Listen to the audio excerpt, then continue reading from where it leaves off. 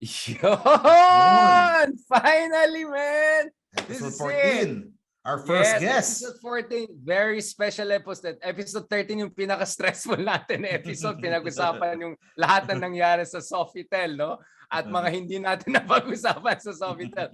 But today we have a very special guest, and hopefully this will be the beginning of a long series of discussions with leading thinkers, personalities. Hopefully we'll have the candidates among others also later on as the election season heats up, no? But for today, we have a very special friend, old colleague, somehow a rival back in the days in the debate world.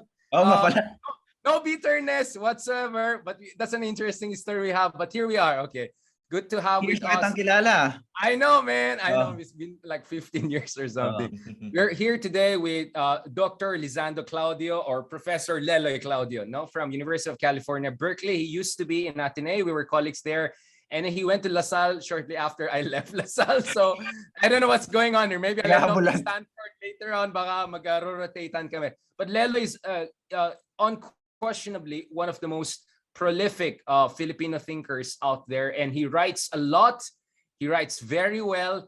And he's author of, among others, the award-winning books, about liberalism in the Philippines, on Rizal, on liberalism in the Philippines, among others. So I've learned a lot from reading his work. So our approach today will be a little bit different from usual kasi kami ni Mark, medyo punditry ang ginagawa namin.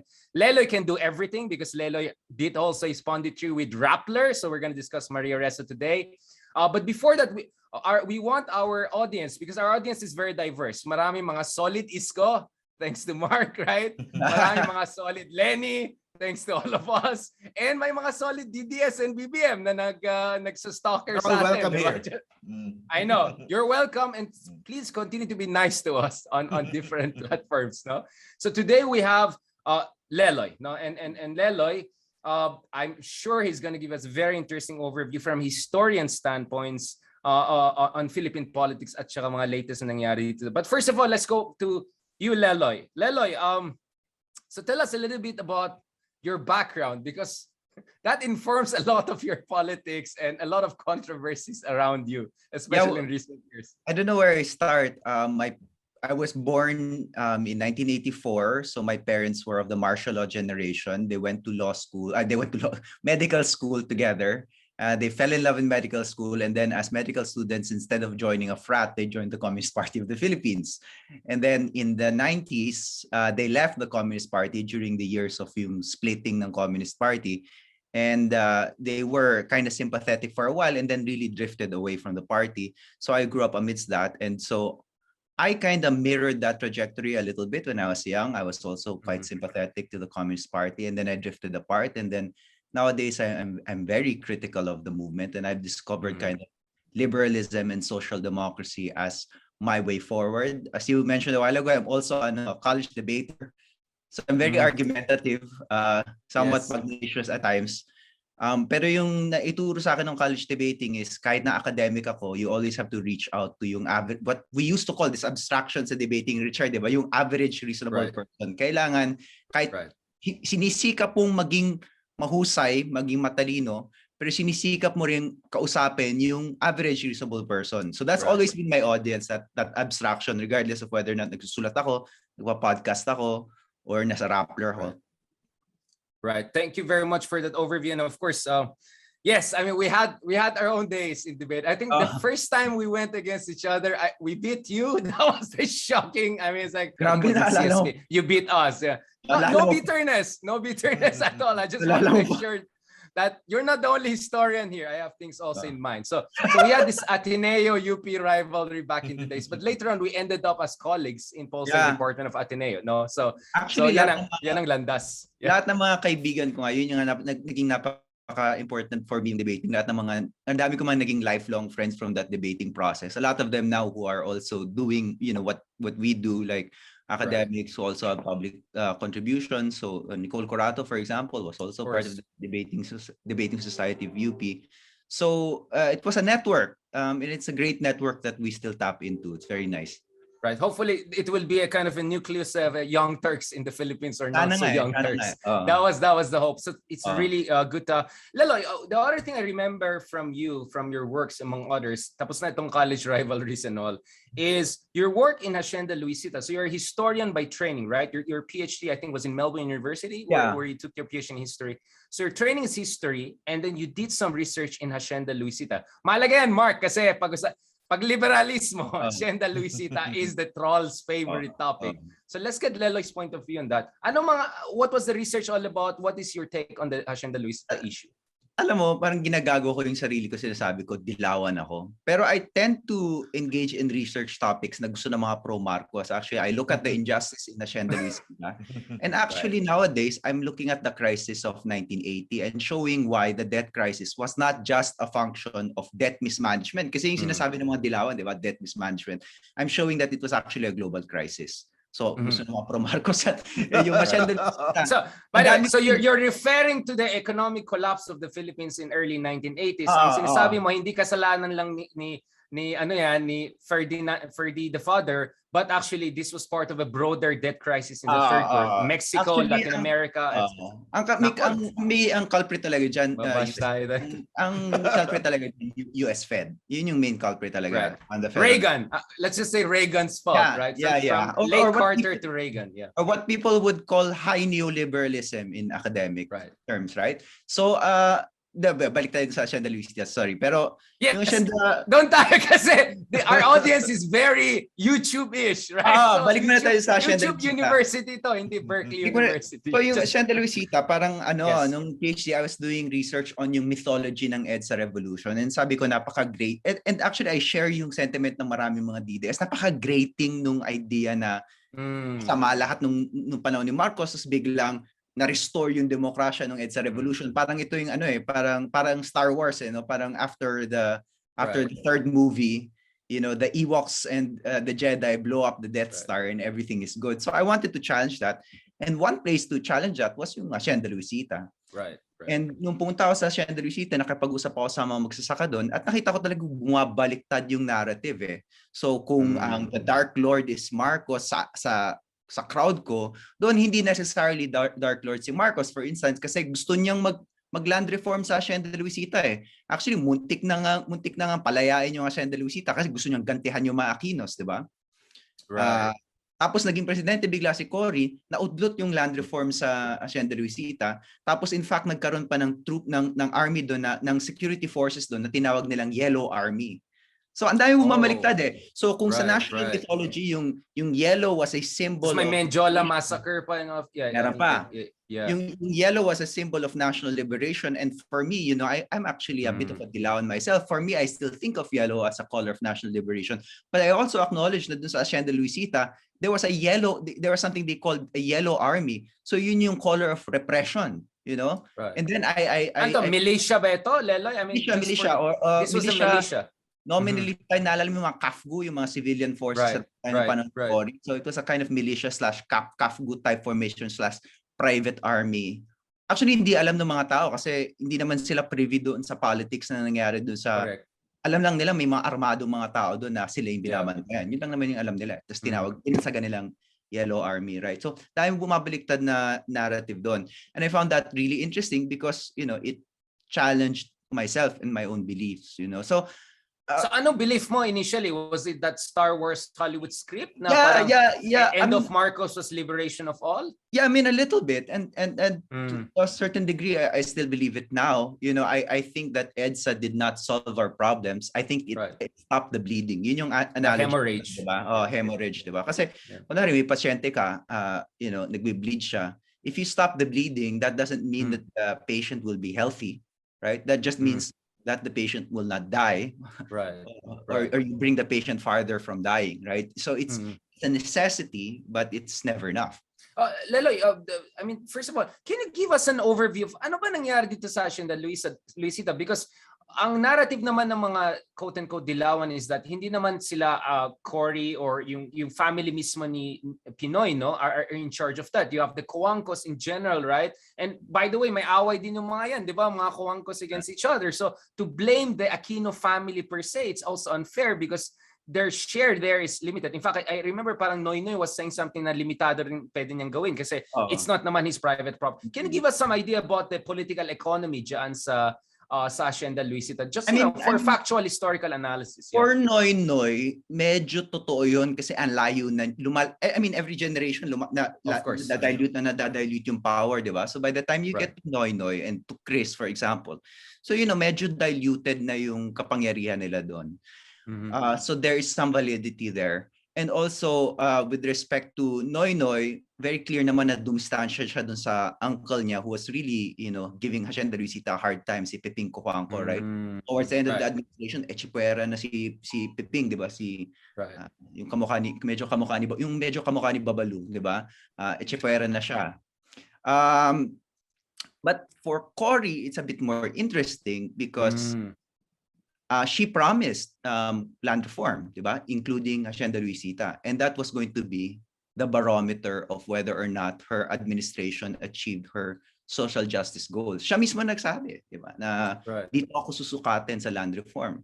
Kaso nung siya yung naging presidente, ang nangyari sa Hacienda Luisita, it was subject to yung tinatawag nating stock distribution option. So hindi pinamigay yung lupa sa mga tao, binigyan sila ng stocks. And we should note that by that time, sobrang liit na lang nung stocks kasi yung coverage ng stocks na yun were only the agricultural areas. And maraming areas doon na kinonvert into, say, commercial areas. Even though may Robinsons doon, hindi yun covered ng stocks nung time na yun, right? So, stocks na nakuha ng mga tao, agriculture area, tapos valued at something quite low. So I remember, so yung stocks na yun, that should be giving dividends, di ba? So, just to give you an example of how lugi yung mga magsasaka dun sa stocks, sometime in the 2000s, close pa si GMA at si Cory itong panahon na to, nagpagawa ng ECTEX, di ba? Tapos nung panahon na yun, pinadaan ni GMA yung ECTEX sa Hacienda Luisita. Now, yung rumor on the ground was dahil magkakampi si Cory at si GMA at that time, di ba, parehong anti-Arab forces, yun yung parang reward. Now, we don't know if that's true. We're just saying that that's the way it was read on the ground, right? So, ECTEX, pinadaan sa Hacienda Luisita, may tumaas yung value. So, dapat may dividendo. So, yung mga respondents ko sabi, sir, mas lugi pa po kami nung claim namin yung dividendo kasi mas mahal pa po yung tricycle fare namin papunta dun sa barangay kung saan kami nag-claim ng dividendo kaysa dun sa mismong dividendo. Leloy, naalala ko something like, Mark, please try to come in because I know you want to also bring in the critique of the mythology of but parang narinig ko like 200 pesos lang binibigay sa kanila per year or something like some of the numbers I heard were like shocking. Like how can mga ganun, iba-iba rin talaga eh. So I mean that's just one example na sabi lang kumuha pa ako, nalugi pa ako. How many years did you follow the whole Hacienda Luisita story? Interesting. Mga 1 year, but very crucial year kasi 2009 to 2010, election year. Right. So the year. So Cory's passed away and then Noynoy is coming in. Pero medyo nagkamali din ako dun eh. Kasi 2009 to 2010, sabi ko, pinakausap ko yung mga magsasaka dun. Sabi ko, imposible manalo si Noynoy dito. Right. Mataas sa kanya. Well, guess what? I was wrong. Panalo si Noynoy doon. Which led me to yung second line of analysis ko na kahit nagagalit sila sa mga sa mga landlord nila, meron pa ring sense na there's no other choice. So much for freedom and liberation, no? Parang stuck sila doon, no? Largely because the alternative there was the Communist Party of the Philippines, which to me was a worse alternative. Right. And okay, going back to again, sorry Mark, I'm cutting you because this is very interesting. I just want to make this simpler for a lot of people who are not historians or specialists. Like, sa tingin mo, what prevented Cory Aquino from effectuating or implementing isang effective na land reform? Why is this such a problematic thing? Is this because lack of political will on the part of Cory? Is this because Cory didn't know what she was talking about? Is this because the liberal oligarchs were controlling it? Is it because the remnants of the Marcos regime, the Cojuangcos who were friendly with Marcos, were preventing this? Of course, it's a combination of many factors. But on the part of Cory, how much agency she had and how much culpability she should have. I know this is a very sensitive issue. Sorry na lang sa mga Dilawan friends natin, but we have a historian here who did a very sensitive research that I think is relevant for our discussion today. So please go ahead. Yeah. Hirapan mo ko. Naku, mabi-BBM tayo na to. Mark, tawagin mo yung mga BBM followers yung mga things like, like I really engage in topics that I don't, that make me uncomfortable because I really like I did this to myself, right? Di ko naman sarili kong kasalanan, di ba? Pero I really like Cory. I like her as a figure. I think she's very important. I think because I think she restored democracy. She restored democracy and she stopped the bleeding. And I think if you look at her, she's just one example of somebody who grappled with her morality as a president, something that a lot of other presidents don't do. And I think that kind of sense of interiority in Cory that we saw is really a great example of what it means to be a leader. So mahirap sa you're saying conscientious leadership, conscious leadership, parang ganun. So mahirap sa akin pag-usapan tong Hacienda Luisita kasi it's really a blot. I mean, it's really a blot on the record of someone I like, you know. So well, yun nga, it's ang nangyari kasi she promised agrarian reform law, right? So unang iteration ng CARP, ng comprehensive agrarian reform law. At saka so I think we should credit her na nagkaroon naman ng batas. Pero early on, na-read yung batas na yon by a group that was called the Landlord Bloc in the House of Representatives, right? Yung mga oligarchs. Nag-amyenda ng batas. Now, what is so the question here becomes, what is the accountability of the president relative to the lower house? And that's a very complicated question because the president can always say that's the lower house, that's not me. What we know that in our system, the president controls the lower house, right? In fact, I once had a senator friend tell me that every single speaker of the house since the time of sino bang first Osmeña, Sergio Osmeña, has been appointed by the president, right?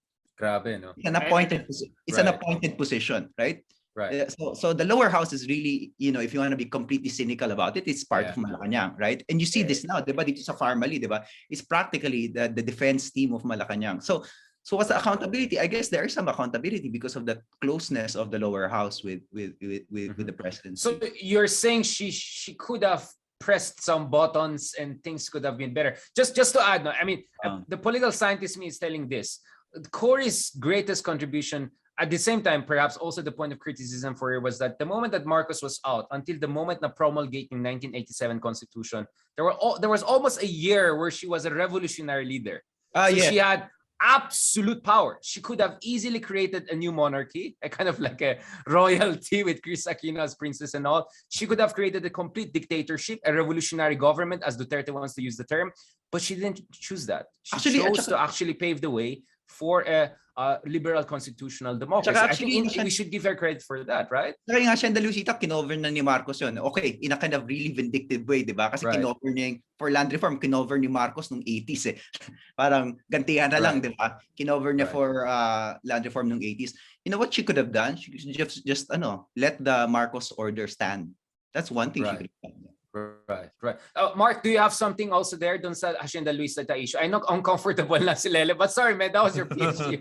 Yeah. Pero it was part of the book, so we want to drill you.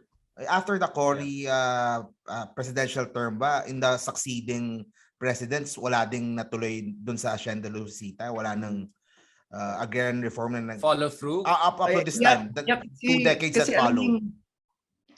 Yung work ni Saturnino Boras, pinapakita niya na yung agrarian reform really did not progress in yung places na kailangan kasi yung agrarian reform natin merong voluntary transfer, 'di ba? Nagvo-volunteer yung mga tao. Tapos merong transfer from the state to the poor, ganyan. So anong nangyari? Ang kinover ng mga gobyerno yung mga low-hanging fruit, yung mga nagvo-volunteer, yung mga gobyerno. So yun yung mga inunang kinover para magmukhang may ginagawa ka, right? So it's not just they excluded the Hacienda Luisita. They were excluding cases of land reform or agrarian reform where matigas yung ulo ng may-ari o ng Panginoong may lupa, if you want to use activist terms. So Hacienda Luisita is just one case study of that. Right. By the way, according to Saturnino Boras, hulaan niyo kung sino yung pinaka mahusay na post-Marcos president in terms of agrarian reform, in terms of yung land distributed on a per-year basis? What, Gloria? I mean, sino ba? Lanyo. Sino sa tingin nyo? Ano, Gloria maybe? Erap. Ikaw, Mark.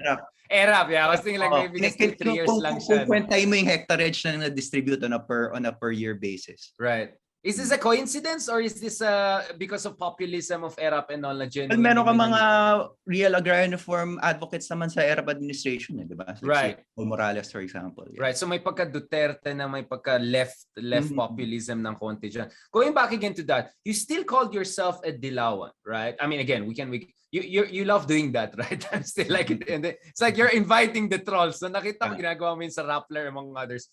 But in what sense are you a Dilawan? Obviously, you're not a card holder of the Liberal Party. You're not actively involved in their campaign. So, what do you mean by you being Dilawan? Because unfortunately, dito ang understanding ng mga trolls, especially pag Dilawan, tuta ka ng Liberal Party, binabayaran ka ng mga oligarchs, blah blah blah, right? All the accusation against all of us, right? But in what sense are you Dilawan? Do you mean you're a liberal? Yeah, I'm a liberal. Pero also, ngayon ko lang ata i-share to. It's actually in my blood. So, my middle name is Estrada. So, so I come from the Estrada family of Senator Eva Estrada Calao and the poet Nina Estrada. So, when Ninoy was about to come home, my Lola Nina, na kapatid ng lolo ko, came up with the line na Ninoy, hindi ka nag-iisa. Right. And sila ng kapatid niya, my Lola Eva, decided to use that alongside the imagery of yellow dahil tayo yellow ribbon around the old oak tree, diba? You can see this in Manolo, Quezon. So, the idea of associating the Dilawan with Ninoy Aquino actually came from my family. So, in that sense, you know, sa original sin pala sa inyo. I'm a bit involved in the original sin. Yeah. Oh, man. So that's why I'm really a Dilawan talaga. Yeah. I heard about your Lola. You wrote about your Lola in a preface to one of your books, but I didn't know it goes that deep, no? In terms of your liberalism. But you're also a big fan of Rizal. I mean, a scholar of Rizal. And in fact, a lot of my understanding of Rizal also comes from your works, among others. I mean, I used to be a much more Sanders type of a Democrat and all. But after reading your works, I was a little like, maybe liberalism is not too bad. And your works on Rizal, among others, helped me to help inform my point of view. So in what sense is Rizal also responsible for you being a Dilawan? Was Rizal a Dilawan? Yeah, I think Rizal would have identified probably with, if not the Liberal Party, then a liberal party. Right. Because malinaw naman yung demands niya, diba? He was demanding from Spain freedom of association, freedom of religion, freedom of speech, which is rights-based liberalism. And then when he realized that the Philippines could not gain that under Spain, it was just an impossible task, he said, okay, mag-independence tayo. Right? So the liberalism preceded the nationalism, right? Right. Because if Spain was willing to accede to yung liberal demands, hindi naman magka-campaign for independence si Rizal, diba? Right.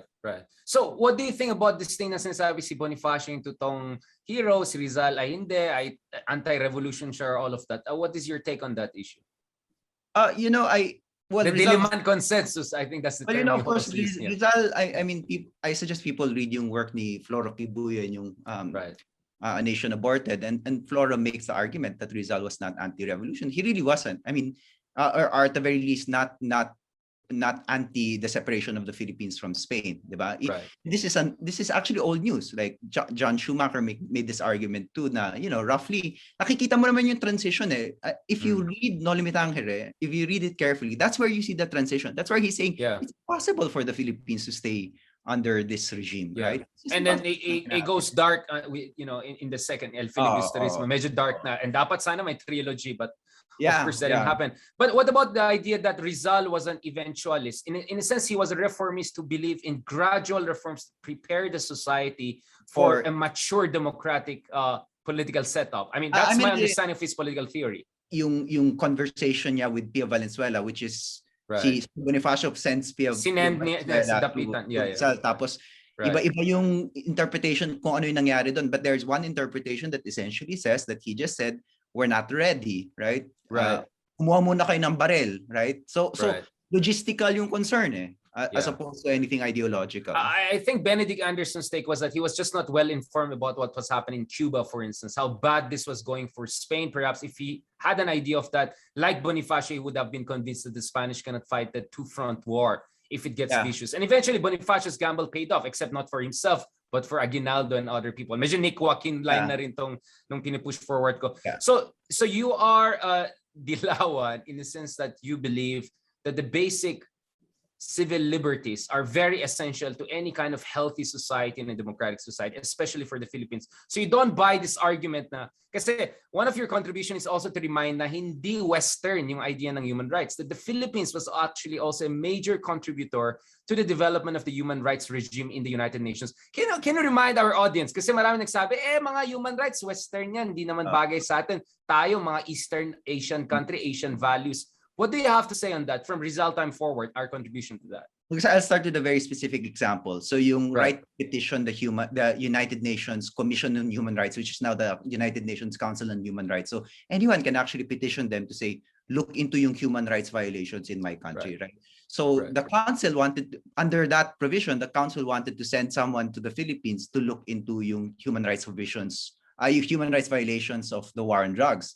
At that time, sabi ni Ernesto Abella, yung spokesperson ni Duterte, who's apparently running for some position. For president, yeah. I think midnight show or something, di ba? Very weird. As an independent.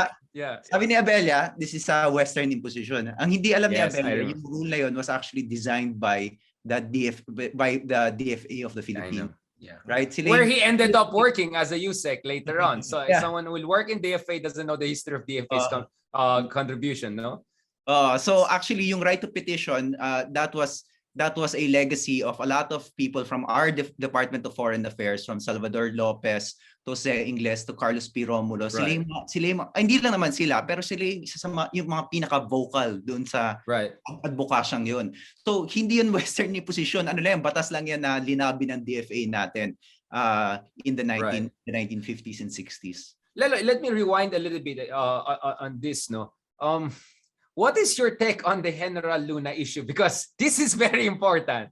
I think both of us separately came up with similar understanding that the General Luna movie, right, in many ways, essentially cooked the ground, right, for a Dutertismo revolution. But before we go that, what is your take on General Luna? Because General Luna, I mean, some would say he had a more French understanding of revolution, more brutal, more violent, more authoritarian. Is that your reading as a historian? I mean, what if Luna won? What if General Luna's plan was listened to, talagang nagkaroon ng guerrilla warfare from my place in Benguet, Baguio, Cordia, and nanalo tayo, itong mga na-Vietnam natin yung mga kano. Sa tingin mo, what kind of Philippines you would have had? Because that was a possibility also, right? That was a contingency too. That's a perfect analogy, Richard, yung Vietnam, right? Because similar yung conditions ng Vietnam at saka ng Philippines yung time na yun. You had essentially a less technologically sophisticated force that knew the terrain and was facing a much more powerful Western invader in the United States. And yet Vietnam won, the Philippines lost. And the biggest difference is really Vietnam had the strategies of the Chinese, which was guerrilla warfare, and the Filipinos did not, because they did.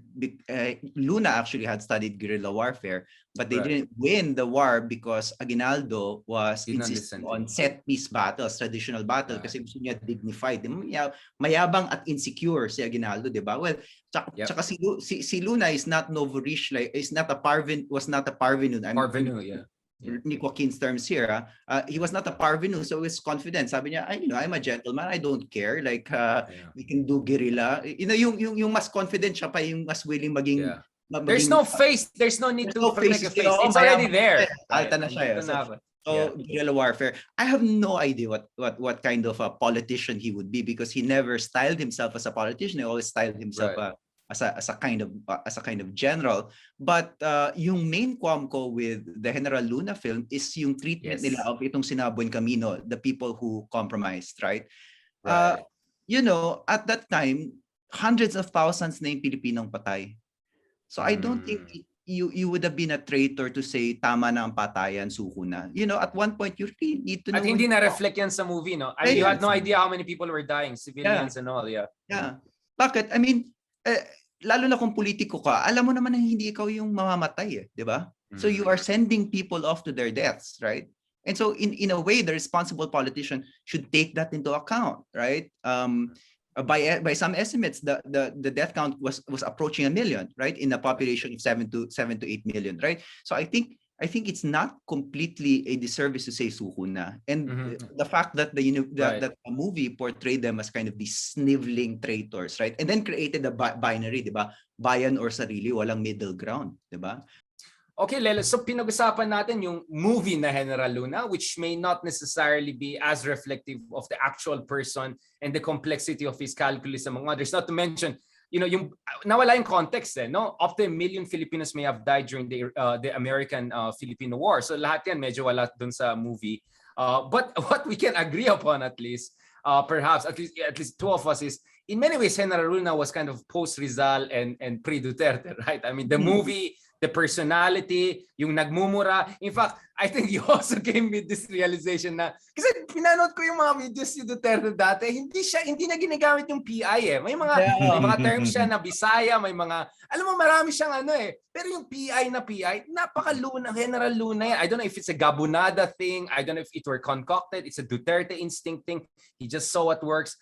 Pero ikaw, what's your take on that? And as a historian, as a Filipino, as a scholar, how did you greet the rise of Duterte and the way he has just dominated our imagination and even Philippine studies? Shockingly, right? Richard, around this time in I think 2015, this time away, this much time away from the election, we were on Boy Abunda, naalala mo yun?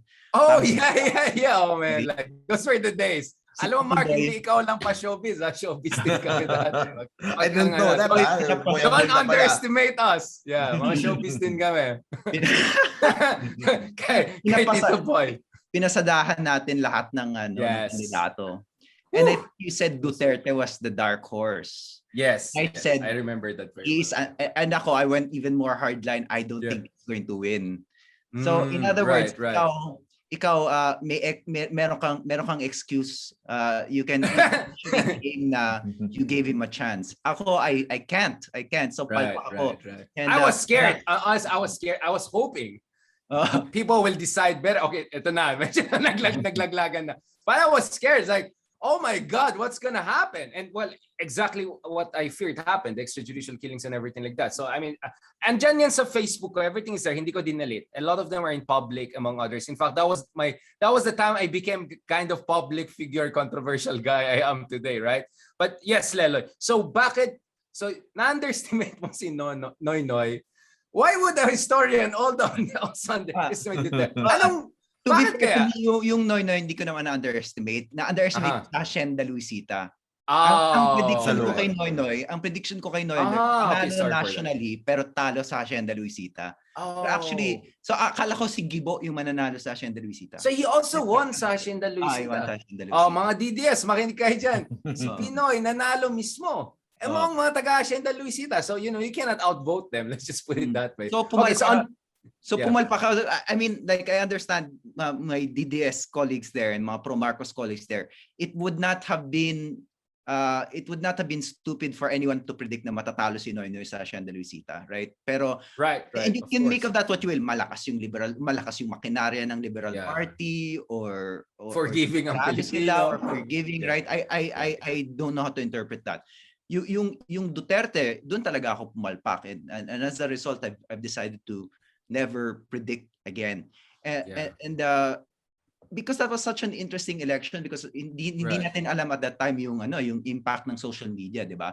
I thought that social media was kind of this small silo, because even at that time when we both said, when you said that Duterte could win and I said he is unlikely to win. He was at 5 to 3%, 3 to 5%. Just to be fair to me, the fact that I said he's a dark horse, him at being 3 to 5%, it's like me saying Bongo will be the next president. Right? Let's just put, or Lacson will be the next president. So, in fairness to me, I'm just saying, just to be fair to me, Leloy, this is like September, mga ganun lang yun, 2015. Si Poe yatang nagsa-surge noon, kind of like Isko, right? Si Mars struggling like Leni, like, some of the parallels there. But why did you think that someone like Duterte will not win? Didn't you feel na meron siyang, his power of parang kindling tong authoritarian nostalgia and all that. Didn't you think that will appeal to the Filipino political culture, or was this a wishful thinking na we won't buy someone like that? I mean, of course, my contingency, but I'm just saying, like, I guess generally, one part of it is hindi ako naniwala sa electoral effect of repudiating the yellow narrative, kasi I had made the prediction, at least on a micro scale sa Hacienda Luisita, 'di ba, na marirepudiate yung yellow narrative doon, hindi nanalo, 'di ba? So maybe so parang maybe may false positive, nag-false negative ka. Okay, I get what's from one palpak to another, right? Yeah, I get what I'm saying. And then at that time, like, I just really thought na ang lakas ng action star potentiality ni Grace po, di ba? Because ang lakas talaga nung, ito yung hindi rin napapansin ng mga tao, ang lakas ng appeal ni FPJ at saka ni Erap. Ang tagal matinag niyan. So, after EDSA 2, for example, Ronnie Holmes is always said this. Even after EDSA 2, Ronnie Holmes, the head of Pulse Asia, just to be clear to folks. The numbers of Pulse Asia were still showing na ang taas ng numbers ni ERAP. Pero ayaw paniwalaan ng middle class kasi sabi, nag-EDSA 2 na eh. Manipulate na namin yan si ERAP, di ba? Pero yung mythology of the action star is just so powerful, right? So I thought that Grace Poe was carrying that legacy, yung mythology ng action star ni FPGA. Tsaka, the numbers bore it out. So I thought like it was going to win at that time. And so what I've come to realize is ang bilis magbago ng Philippine politics in this year before the election. Right. And I also realized that, and that's the first thing I realized. The second thing I realized is that social media is powerful, right? Which Maria Ressa was always saying we were not listening to her before, right? I have a question then. Like, yes, go Mark. I always look yung nangyari sa social media kay Duterte in the same way na nangyari din sa social media dyan sa US. So, do you see the same effect that happened then? What happened na, diba, yung populist and the... Yeah, I mean, this is where Maria saw something that we didn't, right? Yung things like like the Cambridge Analytica thing. The thing is yung Cambridge Analytica and yung effect ng Cambridge Analytica on our election, hindi natin ma-document really well because a lot of it is skullduggery, right? So the problem with social media is sometimes we just can't surface the effect of this skullduggery because we can't do research on it, right? Yeah. Sometimes you can do extensive research, for example, on things like the role of PR firms, and my friend Jonathan Ong has done really great work on that. Kasi mas madali mong ungkatin yun eh. Pero yung ganun naka-underground, like the influence say of like whatever China or the influence of something like Cambridge Analytica, this is something that is partly speculative, right? It's not something that you can do an academic study on. Medyo shady underground mafia-ish. Control farms and all that. Mahirap yan, So, but just because hindi natin ma-verify through a kind of rigorous academic study, that doesn't mean it's not happening, and that doesn't mean there are no ways of skimming the surface of what actually happened. And I think that is what Maria has bravely done, diba? As a journalist. As a journalist. In fact, it's something that only journalists can do because academics require greater, more analytical heft than that to publish. And limited din at the same time, our access is perhaps not as good as journalists. The amount of data they have access to that they can do a big data analysis, we don't have that in the universities. Right. I mean, that's why I've been like traversing university in journalism, because I try to, make up for the disadvantages of each side, although I'm accused of being neither of both, which I'm willing to accept. But doon ko nakita yung limitations. Like as a journalist, I can get a cabinet minister to interview. Right? I mean, I have on the record defense ministers interview. I couldn't do that as an academic. I just don't think I will ever be in a position to do that unless you're, you're Oprah level celebrity academic. There are but I just feel as journalists, sometimes you have a level of access to the really core of power. And not to mention, Lelo, you know it, right? One of the controversial things I debated with some of the big, propagandists of the president, right? I mean, I don't think I could have done that if I were not in the media and all, and that gave me also some information and access I don't think I would have had. So in fairness, like ako, a lot of the reason why I know that the social media threat was real is because I talked to you and because you have all this insider information that I'm not sure you want to talk about in a podcast like this. Pero parang Yeah, we can open up only to short of alam na ni Mark yan kasi minsan I put Mark on the record. Ano ibig sabihin ni Isko yan? Kasi we'll go to Isko shortly because you mentioned something very interesting, yung durability of the ERAP FPJ kind of populism, right? Which is quite different from the Duterte kind of populism, right? We can debate about, I have names for it, polite populism, whatever you want to do, populism, light, alternate populism. But because Mark, I remember Mark was medyo kay Mark hindi siya naniniwala na Poe was still doing well eh. Kasi remember, even in the latest Pulse Asia survey, Poe is the #1 second preference. So she's like easy for everyone. Everyone is okay with her. And she used to do better at the first preference. So you can see hanggang ngayon, no, 2022 elections, the ERAP FPJ kind of appeal is still there. And this is important because this is also, I would believe, connected to Isko. How do you understand Isko then?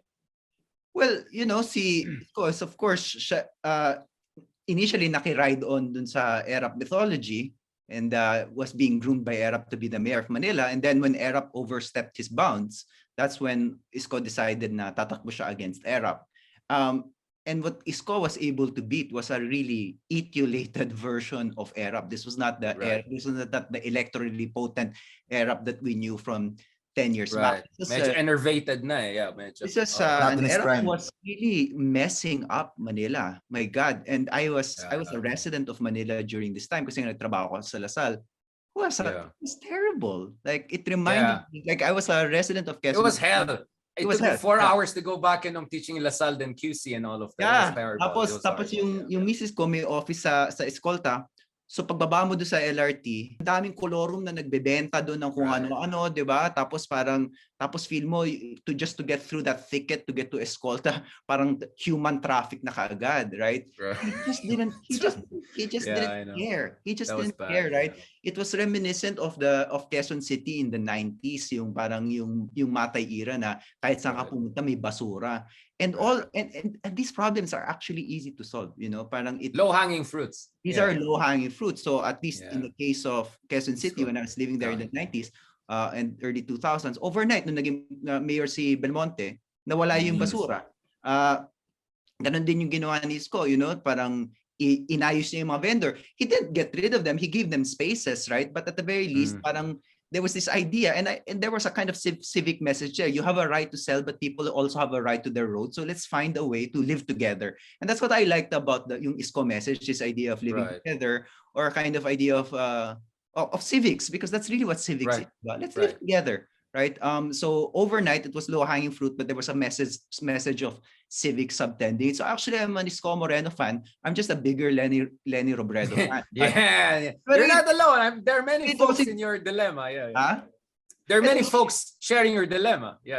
Sa akin naman hindi dilemma. Medyo malinaw na mahal ko talaga si Vice. Pero I mean, this is one thing. Like, it's nice to have an election where you don't mind the alternate. You don't necessarily mind some other people there, right? Right. Kung sakaling nanalo si Scott and si Leni, hindi mo naman ayaw. Right. Oh, Leloy, Mark, by the way, if you have a question, please also ask. Do you have an issue dun sa characterization niya ng Manila among others? Ano naman, syempre it came from his own experience. So, na-experience niya talaga yung... So ikaw, Leloy, I mean, how do you see Isko Moreno? Because one of the things that really impressed me with the guy is like, I mean, the first time I heard about him as a politician was an interview on CNN and during yung hostage crisis, and that he became like everyone was making fun of him, yung baluktot daw English niya, he couldn't explain himself. I mean he didn't give the best impression back in the days when he was the vice mayor, no? But once he came back in 2019, and that's where I and Mark got to know each other, I saw a completely transformed guy. I mean, and I got to interview him later on and exchange notes with him and all of that. I could see the effort of the guy to really improve himself. So hindi lang ito yung fixing the gaps by the autumn of patriarch na nawawalan na si ERAP, hindi lang low-hanging fruit. Since he really has a vision, he tried to educate himself, improve himself, taking executive courses around the world, best practices, among other things. Isn't that a kind of a new form of populism that we never had before? Because if you look at the case of ERAP FPJ, I think these people felt this is it. This is the best you can get out of me and be happy with that. But with Isko, is constantly trying to improve himself, to tweak and to upgrade himself, or at least that's the impression I get. Is this a kind of a new kind of populism, or is he kind of a hybrid mutation? Kasi mutation of Dutertismo and Erapismo, and he's trying to put all of that together. I mean, what is your reading of this person, of Isko Moreno? I'm not just sure. It's too early in the campaign. But what I will say is that there are interesting feints. So, for example, nobody's talking about why Action Democratico. But Action Democratico is actually a great brand. Social Democratic. Yeah, it's a great brand. It's the Raul Roco brand. Yes. A lot of the progressive figures progressive figures and progressive activists who have entered, various campaigns in various government offices. They cut their teeth during the youth activism triggered by Raul Roco. So, one thing I want to know is what's the relationship between Isko Moreno's current politics, local politics, and a vision of national politics that could be anchored on, say, the vision. Mark, you have something to say on that? Because that would be interesting for me. I'm waiting for that. Yeah. Mark, kasi may Vico Soto aspect pa, diba? Kasi what happened to Action, diba, after Raul Roco died, for many years, it was parang a very small party. Tapos Vico Soto joined. Right. So that parang set the direction for the party in the new decade. And then when Isko joined, syempre Isko is different eh. Parang iba yung klase ng politics na dala ni Isko. Pero I can see that the people who are there sa Action, like si Ernest Ramel and si Leon Flores and even yung anak ni former Senator Roco, they have a say dun sa how Isko does his politics. And of course, now that the party is growing, syempre they have even more say doon sa party. So I guess that's nice din na. So Mark, I have a question for you. Let's say manalo si Isko. Is it going to be like yung ginawa ni Duterte sa PDP laban, which is he just completely stomped all over it and then molded it to his image and then kicked out the Pimentels? Like, you think Isko it has the capacity to run roughshod over a kind of legacy party? The way Duterte did with hijack and purge yung ganun style. Kasi hindi naman ganun nalalayo, I think eh. I mean, hindi naman ganun siya sobrang kalayo to begin with para ganun yung mangyari. And so I don't think naman na ganyan na na I mean, ito Mark, please feel free to correct me on this. I mean, kasi whenever Isko or people like Isko say, Lee Kuan Yew mo, I said, nako, napaka Duterte na naman yan. But what got my attention is yung focus ni Isko on affordable housing. So may mga position siya na almost socialist, right? Socialized housing. Kasi malaking issue sa kanya yan. Kasi parating na sinasabi, yung healthcare, housing. Kasi yung issue sa kanya is yung dignidad ng tao. Because he's a legit guy from, he legitimately came from the poorest of the poor, right? So he understands poverty in ways that none of these other populists do. I mean, FPJ, ERAP, Duterte, mga yan privileged background lahat yan eh. So one of the things I get with Isko is that he has this visceral understanding of poverty, and therefore he believes in a much more radical vision of changing facts on the ground. So wag tayo magdebate dito sa ideological level, pero dito on the ground, let's just give the basics, no? Malinis, may bahay, my healthcare, etc. I mean, Leloy, if I'm going to do comparative politics, may pagka-taxing Shinawat din siya ng Thailand. Just go to the basics and provide. May pagka-ganon yung populismo niya, no? Sorry, in the political science, we always do this comparative to make sense out of this. Pero hindi ng sense na nakuha ko sa kanya. And I don't think hindi na-appreciate enough ng some of the liberal left people, no? I mean, a lot of them just look at him in terms of his unorthodox rhetoric, or yung minsan parang inaaway-away lang niya yung mga tao on the record, among others. But they're not paying attention to the more radical or social democratic side of him, especially dun sa housing issue. I mean, you tell me, Mark, am I getting him right on this point? I know hindi na-articulate ni Isko yan eh. He needs to focus more on getting out that message nga na yung kanyang mga social projects sa housing, sa healthcare. Parang yung issue kay Samira why she jumped over to Isko, di ba? Na yes.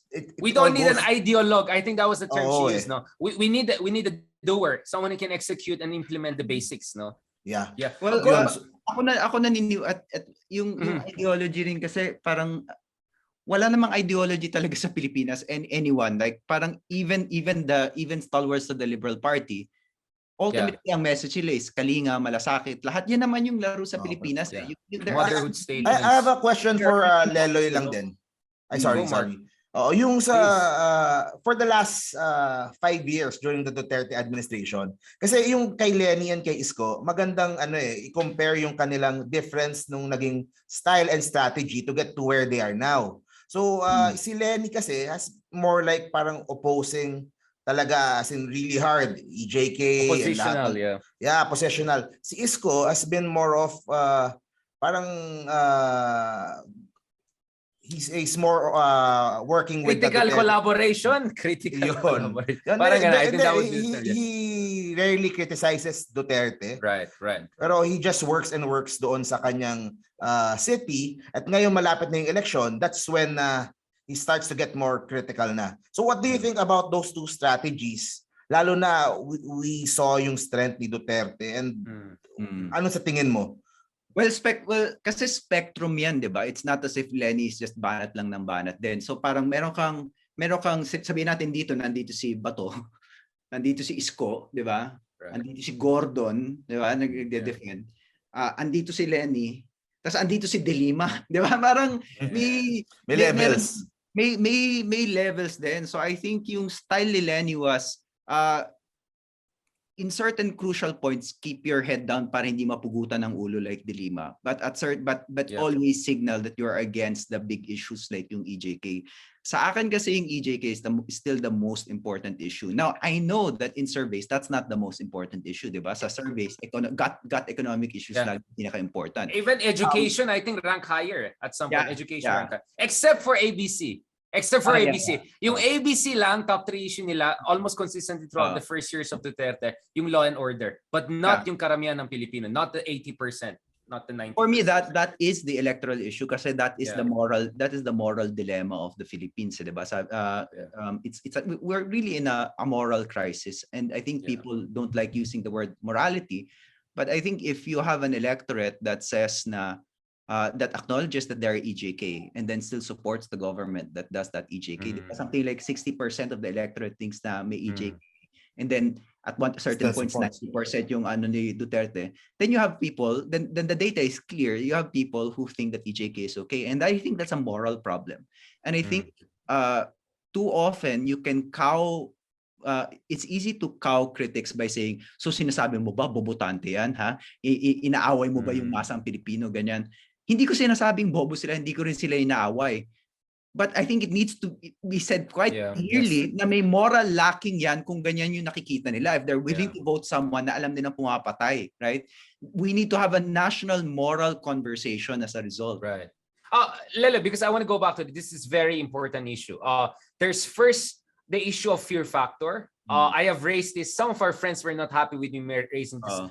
Because to a certain degree, the fear factor may affect how survey results come out. I mean, for instance, what is your incentive to be honest about not liking Duterte when most of the surveys conducted in the very communities where you have a lot of EJKs and a lot of ayuda is needed? I mean, I'm just basing this on my experience of how surveys are analyzed in places like Russia, right, or China, right? Like biglang Putin has 90% approval rating, but who wants to say I don't like Putin in Russia unless you're Alexei Navalny or something like that, right? So the fear factor is one thing. The other thing is EDSA fatigue. Many Filipinos are saying, nag-EDSA 1, EDSA 2, ano ba, tama na yan. We have done already our mobilization. Let's just go with the flow. Yan ang naririnig ko over and over again. Tama na yung protest and all, walang mangyayari dyan. What is your take as a historian? I have my own take on this, but I want to hear your take as a historian. Richard, so well, number one, sabi nga ng Pulse Asia, di ba? Kasi may field workers who checked yung fear factor. Now, of course, that's an incomplete methodology, right? May field workers tinitignan nila yung reaction ng mga tao during the survey. Right. And wala daw sila papansin. That's one data point. The other data point is mas mataas yung rejection rate ng surveys nung panahon ni Noynoy, di ba? So kung takot ka talaga, ayaw mo man sumagot di ba? Or actually, you could interpret it in a different way. I know, exactly. Na parang kung takot ka, sasagot ka at sasabihin mo na gusto mo sa Duterte. Kasi otherwise, ko, wala naman mangyari sa akin. Hindi naman nakawayan yan Pero just play safe. Let's say, I like, of course, si Tatay the best yan. That's why I think you can qualitatively interrogate it either way. Pwede rin. Pero I mean, generally, I still trust the surveys because sorry, Lelo, to say this. I absolutely trust. Okay, I get misunderstood on that. I don't want to, give a wrong impression. I absolutely have 100% trust in the integrity of Pulse Asia SWS. I've told this to Ronnie, I've told this to Manghas, among other things. I'm just saying there is a factor that unfortunately I cannot quantify. That's my problem. So I will stand with the survey results. Duterte is popular. It's just that kasi itong problema, Leloy, 70% support the drug war, 90% say we don't want the drug suspect killed. I mean, like, how do you make sense out of that? That's true. Of course I can make a sense out of it, but so for me, it's not a straightforward support. So my way of understanding is that pagbigyan na yan, which goes to my second issue. It's a fatigue. Let the guy go through his 6 years, give him a chance to finish it. Even if you don't agree, he won eh. Give him the 6 years. Ano, mag-protest tayo, mag-EDSA tayo ulit. That's what I hear eh. That's why I always say here. Yun talaga, I agree. I think we have entered a phase wherein, regardless of who the president is, the president will be popular. Give him the 6 years. Nakita mo na to kay Noynoy eh. People were 50-60% in 2015. Mabagsak. Alam mo, even towards the end, when they were saying ayaw na ng mga tao sa Dilawan, he actually still had majority support. 55%. 55% had majority support. So, I mean, hindi lumalabas yung mga survey ni Duterte ngayon kasi Pulse Asia dahil tinotroll sila. Pulse Asia and SWS hindi naglalabas ng survey. But I wouldn't be surprised if closer to the election, makikita mo na talaga yung dip ng numbers si Duterte, similar to the dip of numbers ni Noy. The dip siya actually.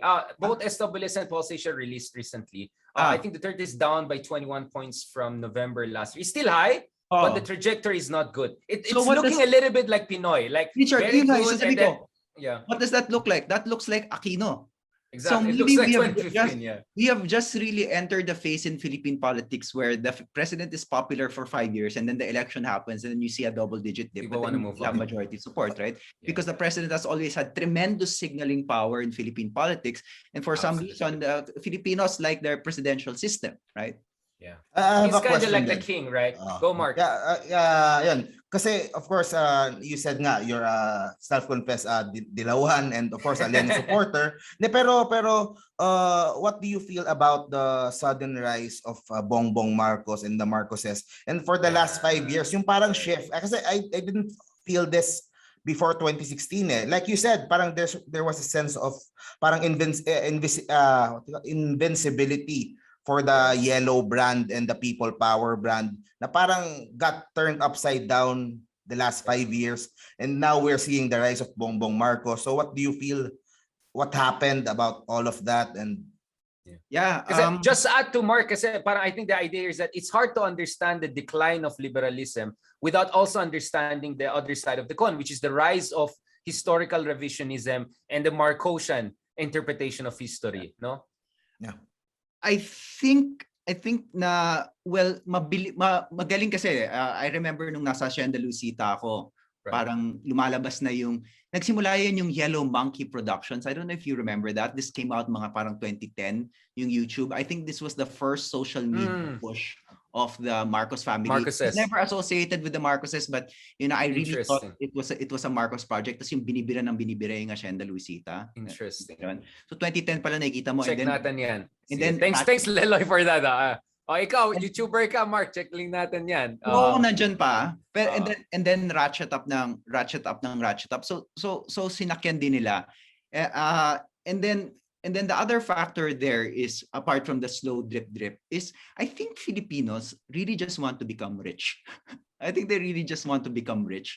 So yung glamour ng mga Marcoses, regardless where the money came from, makes them appealing. May pagka-Kardashian thing. Yung glamour. And then they just want to be rich. And then yung promise ng mga Marcoses is, kasi hoda na everything else, yayaman tayo under the Marcoses, right? And that I think that's really appealing, especially when you have somebody like Noynoy who's saying kung walang corrupt, walang mahirap.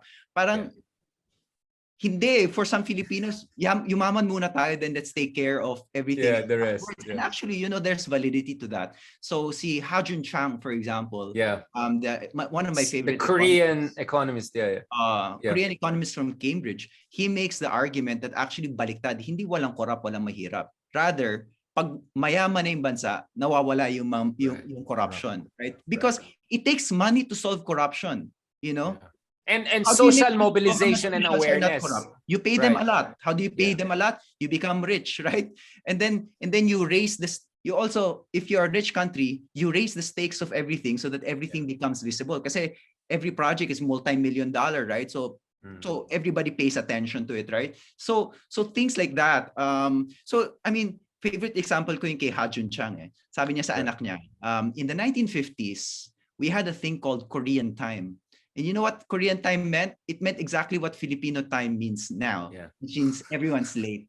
And then suddenly, yumaman yung mga tao, and then in his son's generation, they haven't heard of Korean time because everyone's rich, and when everyone's rich, the stakes are so high you can't afford to be late, right? So it's expensive to lose time because time is money. So we have this idea that the Philippines is essentially cursed, right? Na parang cursed tayo to be corrupt forever, ganyan. We live in a changeless land. We live in an anarchy of families. Ano ba mga cliche? We live in an anarchy of families. We live in booty capitalism. We live in a cacique democracy, right? That's the title of all the books.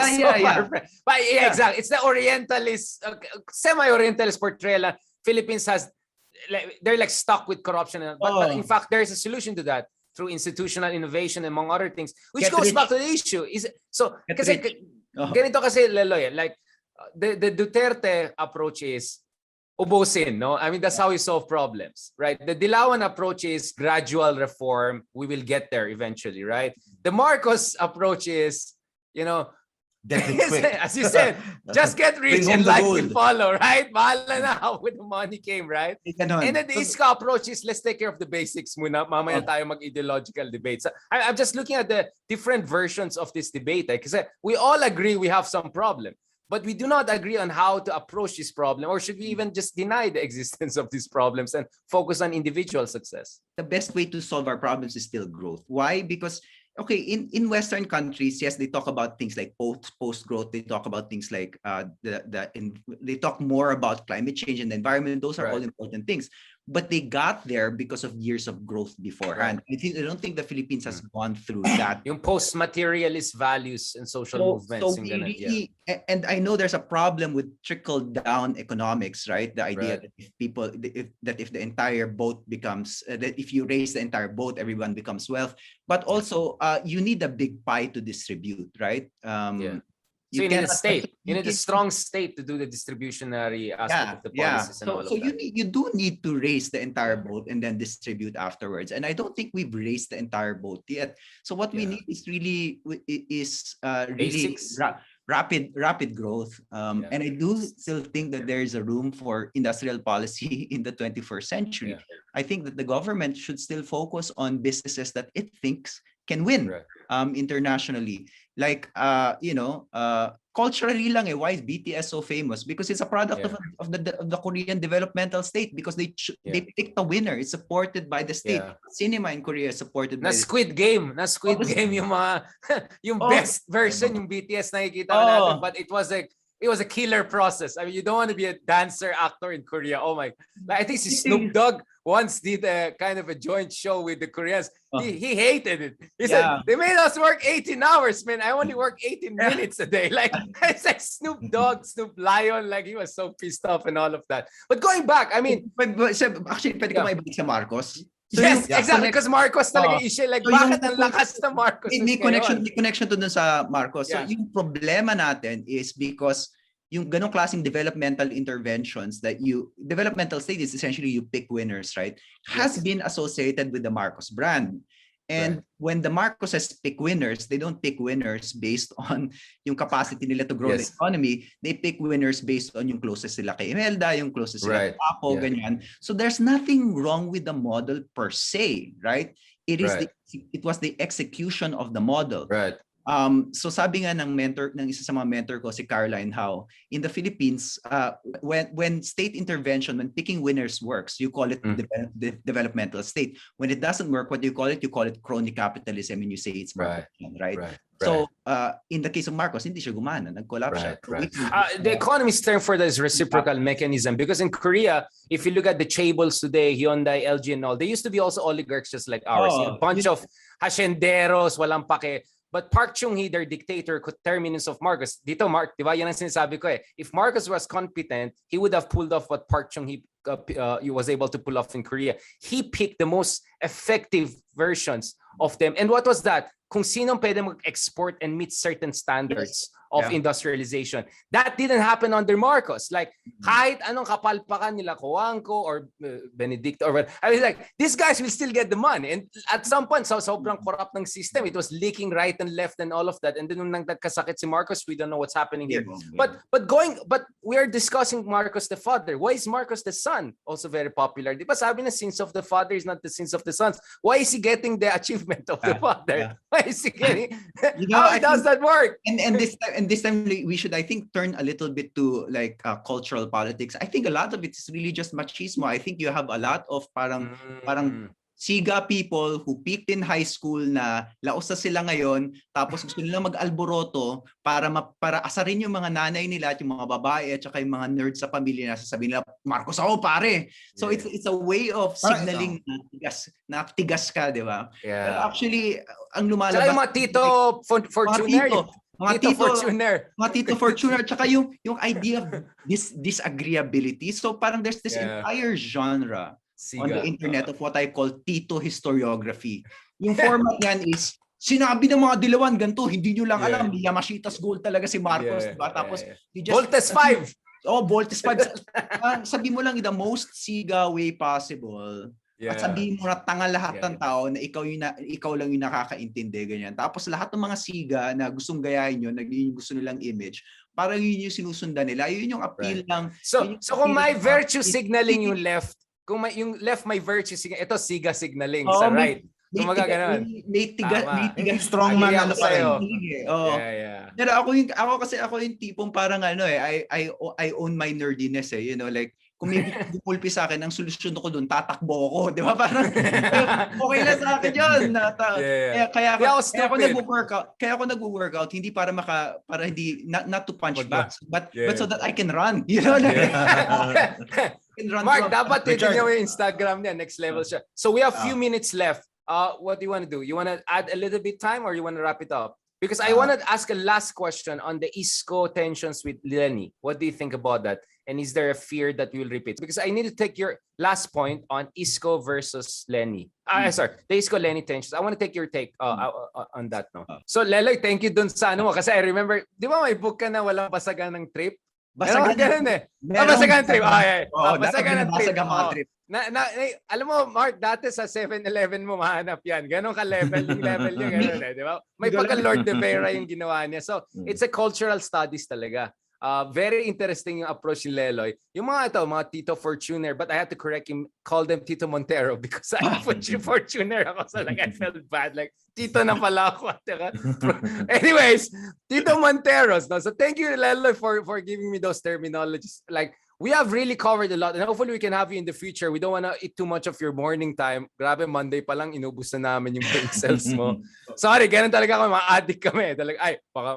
We mean junkies in politics. Just to be clear, delikado na sa Pilipinas tayo ngayon. Mahirap sabihin junkie political junkie, right? Just to be clear. Okay, so we kind of get bakit malakas sa Marcoses. I kind of get, I mean, I come from Baguio, so like you don't even have to tell me anything. Like for me, it's like, I've been telling you for some time, Bongbong will run and he'll be #1 contender. It's exactly happening. But let's go back to this because one thing that happened in 2015-16, this is where contingency matters. There was nothing predetermined with Duterte's victory. That's nonsense. The contingency, one of the big factor was nag-awa yung Poe and Mar. So nag-split yung votes. And the fear today that a lot of people have is, as I put it in a simple algorithmic way, Leni versus Isko equals happy BBM, right? Isn't this the threat? Because if you have followed what's happening on Twitter, which is very dominated by one side, right? The opposite of YouTube, which is dominated by pro-Marcos people. Grabe talaga yung attack kay Isko, yung Isko is Duterte light, Isko is the secret candidate, Isko is Manchurian candidate. Grabe yung attack, bro. As in grabe. Even worse than the attack they had against Poe. They have been asking Isko to step down, etc. Samira Gotok was trending, not necessarily for the best reasons. They were bashing her and attacking her, and I felt bad because we stand with her. But of course, Isko also responded in a very magaspang Isko way. So I mean, it didn't help. Grabe, tipong meron ka siyang comments na talagang Duterte 11 and all of that. Are you worried about this could get out of control. Because my argument is that, okay, karibal na kayo, but you shouldn't treat each other as enemies. That's different. Enemy mo yung kabila, di ba? I mean, if you want to speak in ideological terms, that's what Leni said. She's here to make sure Marcoses don't win. But this thing with Isko is getting out of control. Are you worried about that? Because you're kind of okay with both candidates, although of course you like Leni more, but you're okay with Isko. Doesn't this kind of bother you?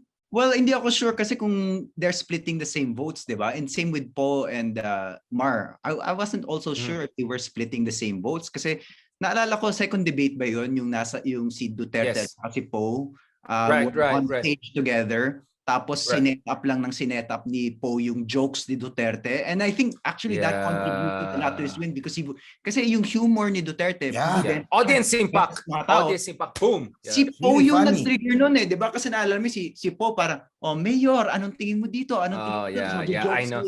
Mother niya she does that. Mother niya. So I think that, Grace Po actually contributed a lot to the win of Duterte. She was the stage mother for Duterte. Ginamit niya yung showbiz interviewing chops to facilitate what was essentially a stand-up comedy routine on the part at the expense of Binay and Mar.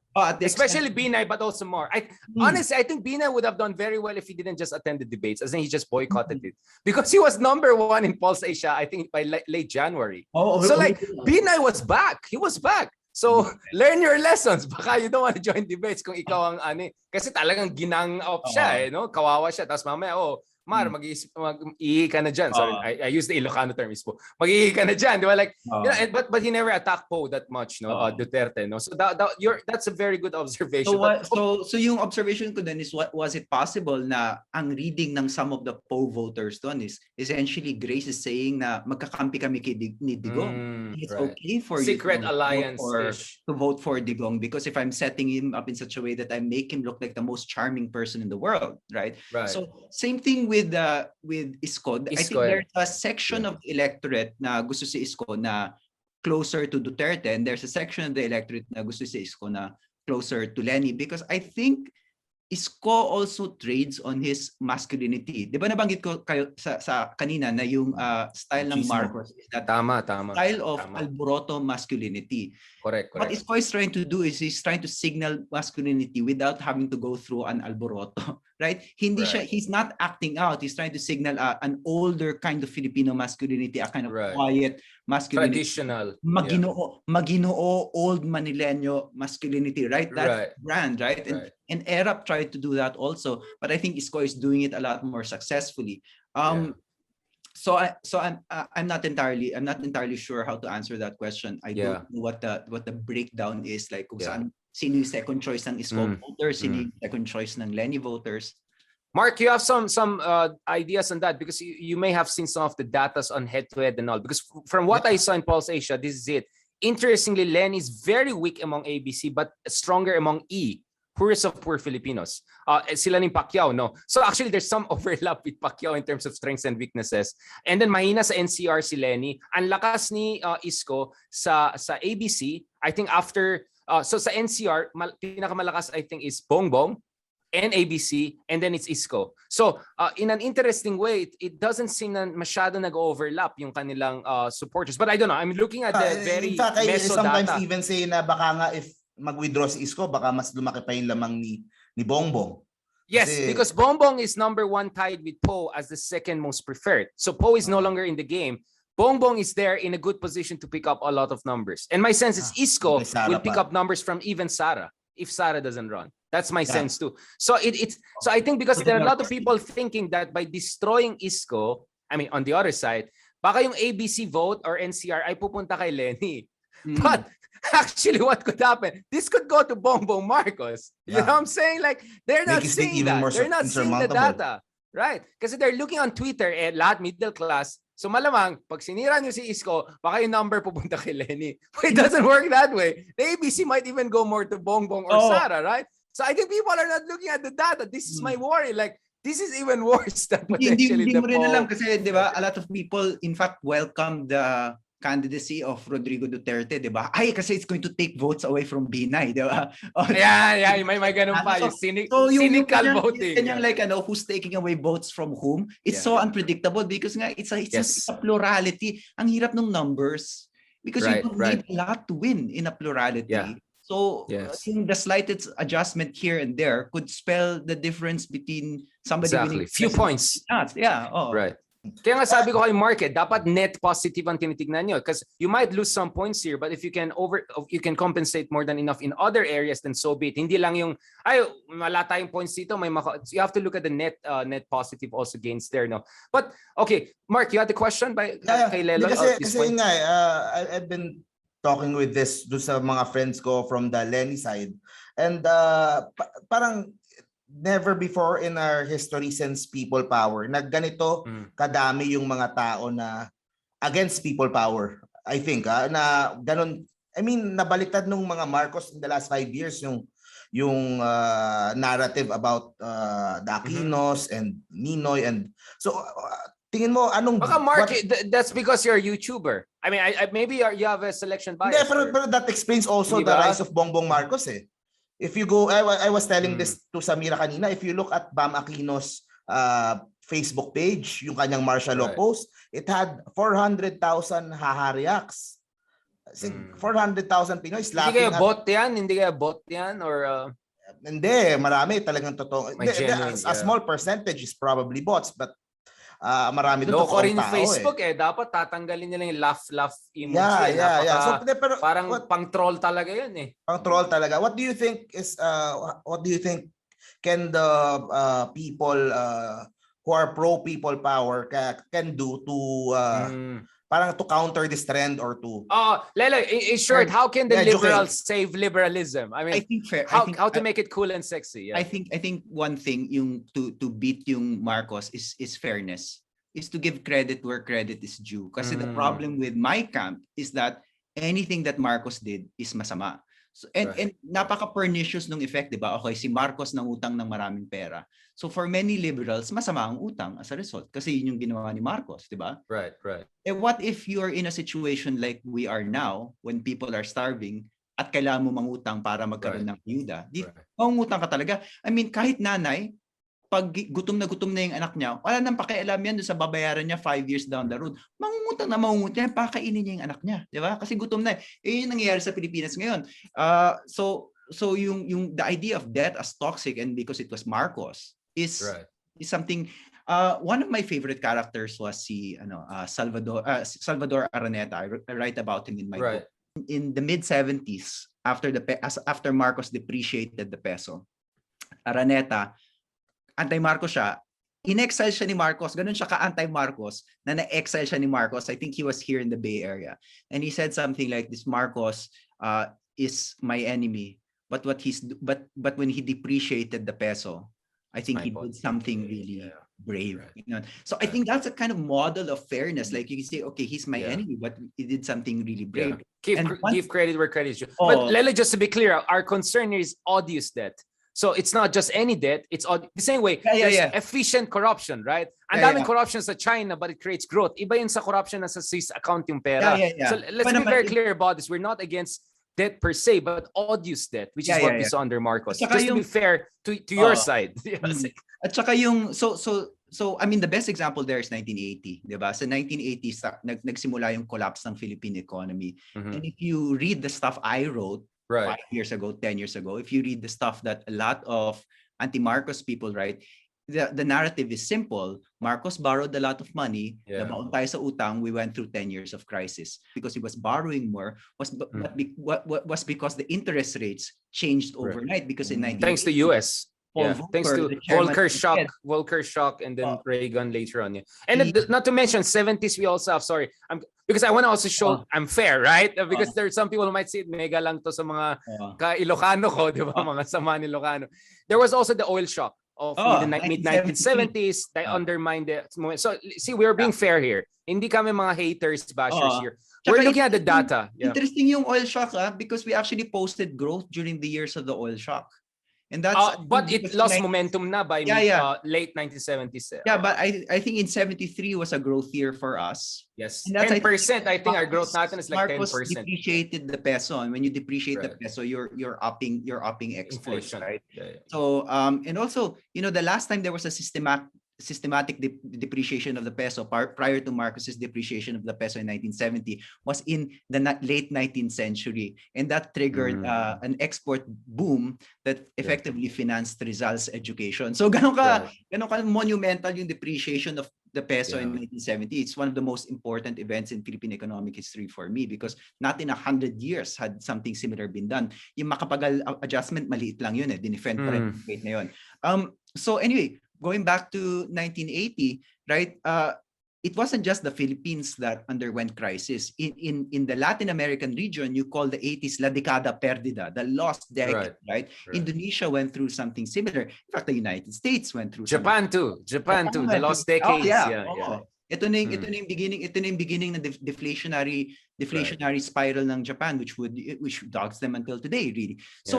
So, I mean, to think of 1980 as a Marcos crisis as opposed to an international debt crisis, it's just for me really irresponsible on my part, and I apologize because is it bad economic analysis? It's just bad economic analysis. Bad economic analysis. Now, how do you analyze this that's fair? I think the best analysis to this is there was a global debt crisis. Everybody went under. The Philippines could have recovered more quickly if Marcos didn't use the aid money to help his cronies, right? If he didn't use the stimulus money to help his cronies, if he used the stimulus money and the debt to grow other parts of the economy and to contribute directly to the aid of the people, then we could have exited the crisis more quickly, right? Not to mention Leloy, the argument would be also this. They didn't assassinate Aquino. That's the other thing, right? I mean, the argument will also be this. I mean, Korea also went through that. Taiwan also went through that. How come they didn't come off as bad? Because by 1970s already, they were laying down the foundation of robust industries. We lost the chance in the 70s to prepare ourselves for the potential debt crisis. So by the time it hit, but of course, another excuse you can make, Marcos got sick. He was not really fully in charge. But another excuse you can make for Marcos, the Philippines had weaker state institutions that, Park Chung-hee had. He had stronger state institutions that allowed him to discipline the elite. We can go on forever. What we're trying here is just to show that we have to be fair.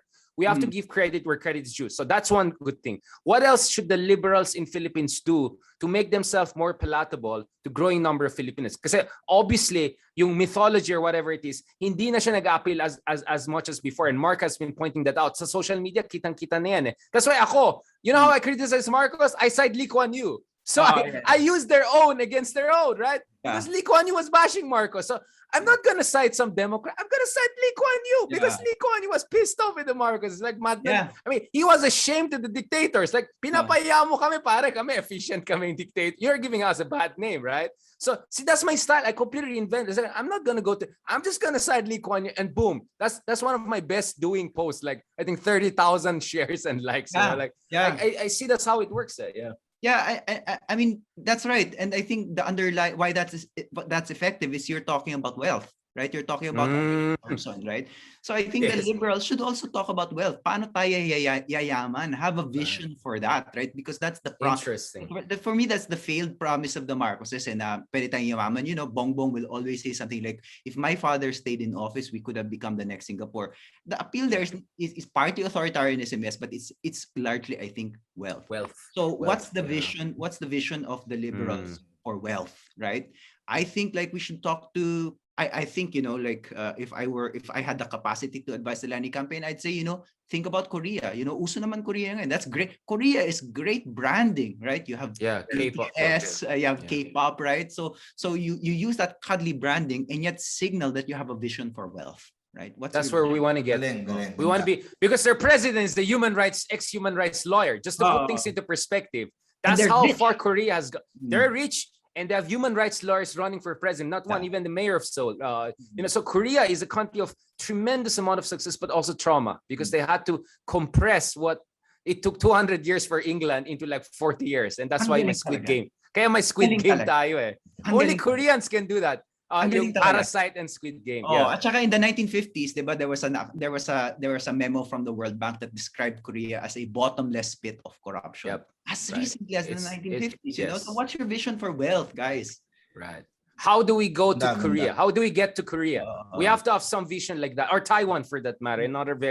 I think Rushir Sharma, one economist, said gold medal goes to South Korea among all countries in the world. Silver medal goes to Taiwan. over the past 50 years, what they pulled off has not been matched by anyone else. But let's see with China. But China is not democratic, so it's not as attractive as Korea, perhaps, or Taiwan or something. Is do you have some last point, Leloy? Mark, by the way, you have some last point for Leloy, because I think you already have a grasp of saan galing si Leloy at saka yung ano niya, yung pasaway din mag-isip yan eh.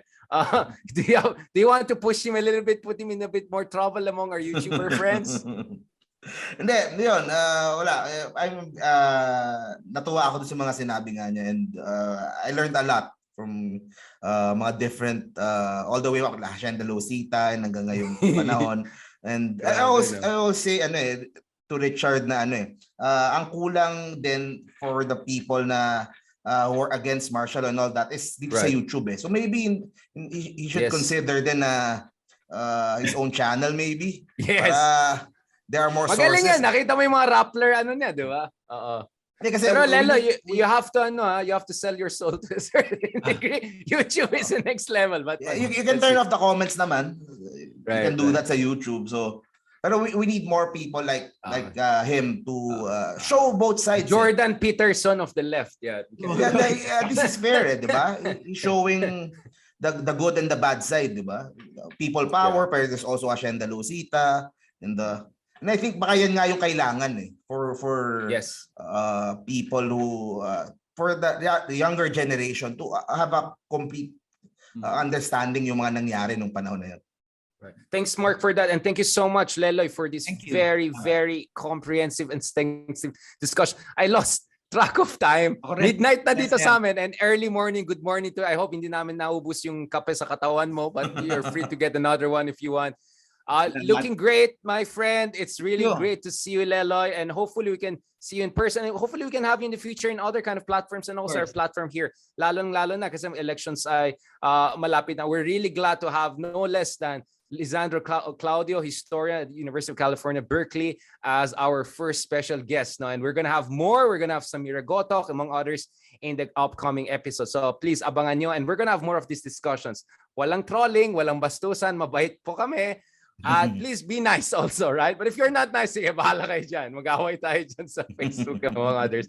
Thank you so much, Leloy. Do you have some final thoughts or comments or suggestions that you want to share with our very diverse audience? I think yung sa atin, ako yung pinanggalingan ko nga debating. So debating is about certainty, and what I've realized 20 years away from that is that certainty is not important. You have to show people your vulnerability. You have to show them yung capacity mo to change your mind, and you have to say when you've changed your mind and when you were wrong. And I hope in this interview napakita ko sa inyo lahat ng mga pagkakataon where I was just dead wrong and some people were more right than me. And I think once we adopt that posture, thinking when we were wrong, then people will listen to us a bit more and will also help people change their minds a bit more. Right. Thank you so much, Leloy. I mean, it's good to see you getting kinder as you get older. Because Leloy, you don't want to be his friend back in the day, especially if you're not from Ateneo, especially from UP. He had a certain reputation, and just to be honest, I didn't have the best reputation to other person. Leloy knows that very well. So, Mark, you're very lucky. You saw a mabait version of I and Leloy. And to all of our friends and fans and haters, see, mabait kami, no? And please continue to support us. So Project Pilipinas, our hope here is to bring people from all across the political spectrum. We will have controversial people in the future. Leloy is actually controversial, pero bumait na siya. So it's not as edgy as before. He's just a good scholar now. So that's good enough. We can work with that. Maraming salamat, Leloy. Have a great day there in the Bay, San Francisco. Hopefully everything's going fine with you. We can say your location, right? We're not going to give your address. Baka mamaya matrol ka. Thank you very much. From Mark. Mark, nasa ka ba ngayon? Paranaque? QC. QC, ayan, mga ka-QC. From the City of Stars, Quezon City. Maraming salamat. Thank you very much. There we go. Episode 14, Project Pilipinas. Yes.